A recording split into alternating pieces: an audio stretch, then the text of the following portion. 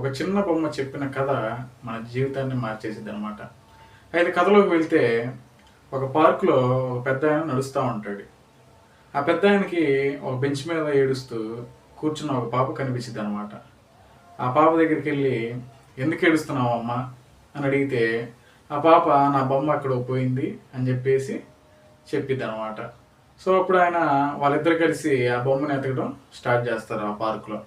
ఎంత వెతికినా కానీ ఆ బొమ్మ దొరకదు. పాప ఏమో ఏడుస్తూ ఉండిద్ది. అయితే ఆ పెద్ద ఆయన నుండి రేపురా మన ఇద్దరం కలిసి ఎదుగుదాం పార్క్కి, మొత్తం ఎదుగుదాం, నీ బొమ్మ ఖచ్చితంగా దొరికిద్ది అని చెప్పేసి అంటాడు. సరేలే అని చెప్పేసి ఆ పాప కూడా మళ్ళీ ఆ తర్వాత రోజు పార్క్ వచ్చిద్ది. ఈ పెద్ద ఆయన కూడా పార్క్ వస్తారు. అయితే ఈ పెద్ద ఆయన ఏం చేస్తాడంటే ఆ చిన్న పాపకి ఒక లెటర్ ఇస్తాడనమాట. ఆ లెటర్లో ఏముండిద్దంటే ఏది ఆ బొమ్మ రాసినట్టు ఆ లెటర్, తను పోగొట్టుకుంది కదా బొమ్మ, ఆ బొమ్మ ఆ అమ్మాయికి లెటర్ రాసినట్లు ఆ లెటర్ ఆ పెద్ద ఆయన రాసి ఆ పాపకి చదివిస్తాడు అనమాట. ఆ లెటర్లో ఏమని ఉండిద్దంటే, నా కోసం ఏడవ మాకు, నేను ఒక చిన్న ట్రిప్కి వెళ్ళాను, నా అడ్వెంచర్స్ గురించి, నేను చేసిన పనుల గురించి నేను రోజు లెటర్స్ రాస్తూ ఉంటాను, నూనె ఏడవ మాకు, నేను వచ్చేస్తాను త్వరలోనే తిరిగి అని చెప్పేసి ఆ లెటర్ ఉండిద్ది అనమాట ఆ లెటర్లో. సో అయితే పాప కొంచెం నవ్విద్ది. ఇంకా తర్వాత రోజు దగ్గర నుంచి ఆ పాప రోజు పార్క్కి రావడం, ఈ పెద్ద ఆయన రోజు పార్క్కి రావడం, ఆ లెటర్స్ అంటే ఆయన రాసిన లెటర్సే ఈ బొమ్మ రాసినట్లుగా చదివి వినిపిస్తూ ఉంటాడు అనమాట ఆ పాపకి.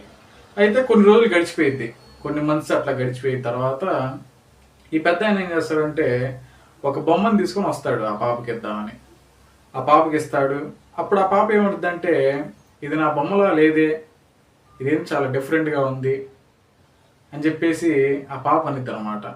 ఆ పాప అలా అనటంతో ఇంకో లెటర్ ఇస్తాడు, ఆ బొమ్మ రాసిన ఆ లెటర్ అని చెప్పేసి. ఆ లెటర్లో ఏముండిద్దంటే, my travels are changed me, అంటే నా ప్రయాణాలు నన్ను ఎంతో మార్చేసినాయి అని చెప్పేసి ఆ లెటర్లో ఉండిద్ది. ఆ పాప కూడా సంతోషంగా ఆ బొమ్మను హగ్ చేసుకొని ఇంటికి వెళ్ళిపోయింది. ఇంకా తర్వాత ఈ పెద్ద ఆయన కొన్ని రోజులకి చనిపోతాడు అనమాట. ఆయన చనిపోయిన తర్వాత ఈ పాప కొంచెం పెద్ద అయిన తర్వాత ఆ బొమ్మ వెనకాల ఒక లాస్ట్ లెటర్ ఒకటి ఉండిద్ది అనమాట. ఆ లెటర్లో ఏముండిద్దంటే మీకు ఒకసారి చదివి వినిపిస్తుంది.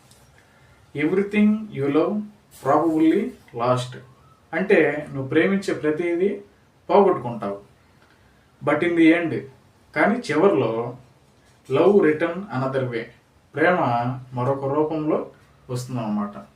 సో కాబట్టి ఆ చనిపోయిన ఆ వ్యక్తి మరెవరో కూడా కాదు, ఆయన పేరు ఫ్రాన్స్ కాఫ్కా.